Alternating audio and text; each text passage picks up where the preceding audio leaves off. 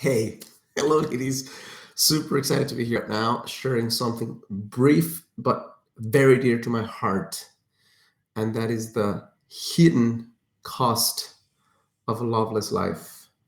I think that the vast majority of the emphasis on having a soulmate, of creating the kind of love life that you want, comes from a what will you gain in terms of like maybe adoration from someone or deep admiration or desire or being held tightly skin against skin when you feel uh, sad, or perhaps the feeling of being understood.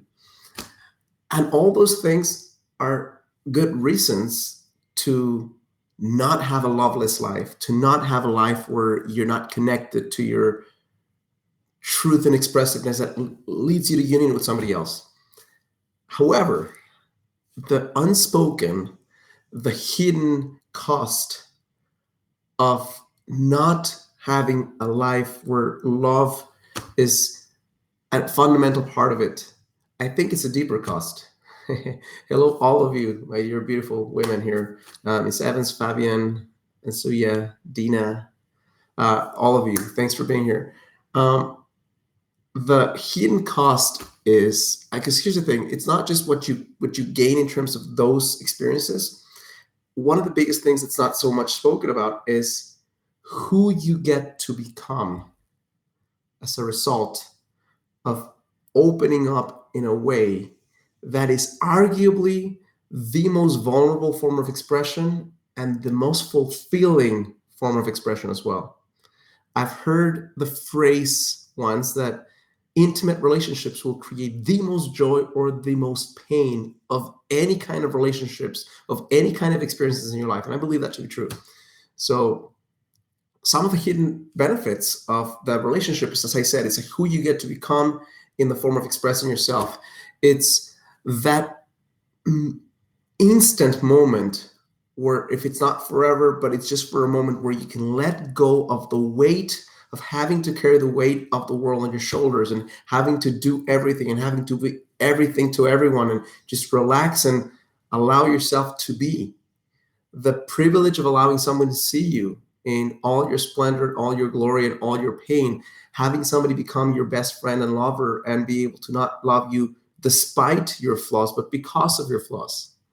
To have the freedom that comes from receiving, from learning to receive, to have the what I can call only describe as emancipation, the breaking of the fucking shackles that is the feeling of seeing the divinity inside of you, the highest part of yourself mirrored through someone else. To, for a moment in time, catch a glimpse of your sacred nature when you connect with someone. All those things cannot, in my mind, be created by meditating in the mountain. As beautiful and as awesome as that experience is, and as incredible as it is for you to get to know yourself and be with yourself, I think there's a level of spiritual awakening, not if not awakening, at least deepening or spiritual work that takes place in a way that would be very, very difficult, if not impossible, to come around from other things. As I mentioned in many of my videos, is there's a couple of reasons, fundamental reasons for entering a relationship. One will be the expansion of your greatness and the ever search, that search for something that is not yours or his, but will be created, co-created in a way that could not have been created for the world, if not through that sacred, awesome union. And by sacred, I don't mean marriage. It's just whatever you call sacred union. It could be a boyfriend, girlfriend, that's a conscious relationship, whatever you want to call it. I'm not married to the label, but it's that. So when you start thinking about, well, the cost right now of me not entering a conscious relationship, and I'm not saying that you have to, I'm saying if you crave one and you're not entering, it's a problem. If you said, I want to be single for the rest of my life, all the power to you, sister, like go for it.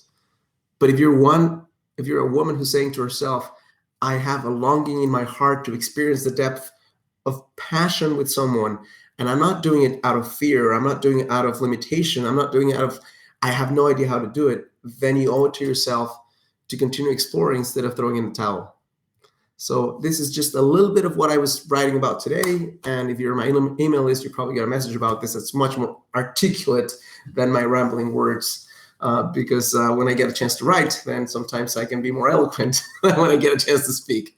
But it takes me a lot longer, and that's why I prefer speaking, because it's just more for my heart in that moment.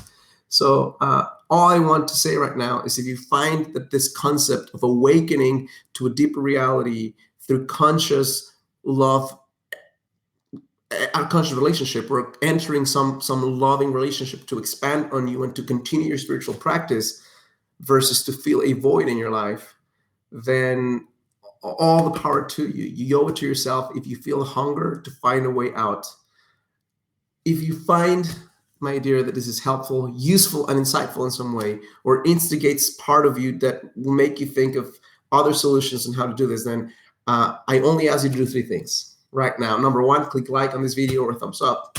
Number 2, subscribe to my channel. Number 3, on the description of the first line of this video, you'll find a link that allows you to sign up to a free masterclass I created that can show you in no bullshit, simple terms, how to start the process of entering an amazing relationship with less fear, less anxiety, and less pain, and less time than your current trajectory.